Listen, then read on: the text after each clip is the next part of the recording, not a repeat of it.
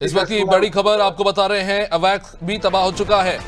HQ9 के बाद अवैक्स भी तबाह कर दिया है। पंजाब प्रांत में अवैक्स भी अब तबाह हो चुका है। अबीर जी, क्या मतलब निकाला जाए इसका? क्या अब बची कुची कसर भी पूरी हो चुकी है? मैं वही कह रहा था कि पहले ही आपको उनके एयर डिफेंस को आप उनका शील्ड तोड़ दो, उसके बाद आप घुस के आराम से मार कर सकते हो। और जी बिना एयरफोर्स, बिना अच्छे एयर कवर के जो ग्राउंड फोर्सेस है वो भी अपने किसी भी किस्म के मूवमेंट को अंजाम नहीं दे सकते हैं, बिकॉज दे बिकम वल्नरेबल। जी and exactly it is a very, ये बहुत अच्छे तरीके से, स्ट्रेटेजिक तरीके से इस चीज को स्टेज वाइज प्रोग्रेस किया गया है।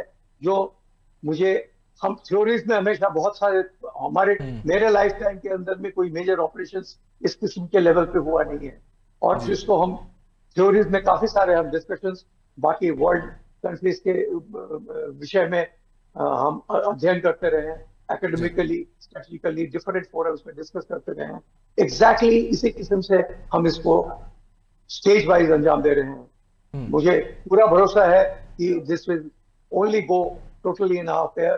Pakistan will have no choice but to buckle down very very जी soon, Abir because ji, there's a उसके big बाद, question. There's a big question. yeah, How lethal is it going to be? As you were saying, in 1989 war आपने देखा, फिर 1989 में ऐसे हालात बने, कारगिल वॉर हुआ, लेकिन तब इतनी एडवांस वेपनरी ना इंडिया के पास उतनी थी, ना पाकिस्तान के पास थी।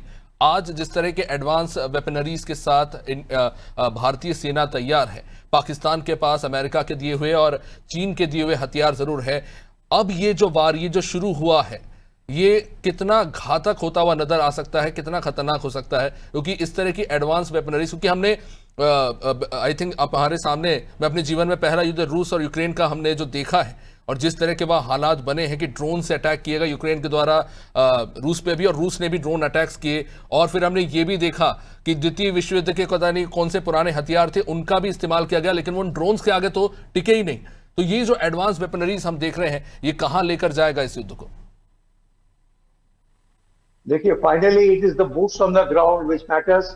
अगर उस लेवल के ऊपर में जाते हैं, इज द जी बूट्स ऑन द ग्राउंड। आप, अगर सेकेंड वर्ल्ड वॉर की बात आपने मेंशन किया, तो मैं बताऊं कि शायद पहला पहला इस किस्म का सुइसाइडल मिशन जो था वो जापानीज का कामिकाजे पायलट्स का था। आपने सुना होगा, जी इसके बारे में पढ़ा होगा। और वो बाका नाम का उनका एक एयरक्राफ्ट होता था, जो एक जी ब्लाइंड एयरक्राफ्ट था, जिससे आके सीधा वो जहाज की चिमनी के अंदर भी घुस जाया करते थे।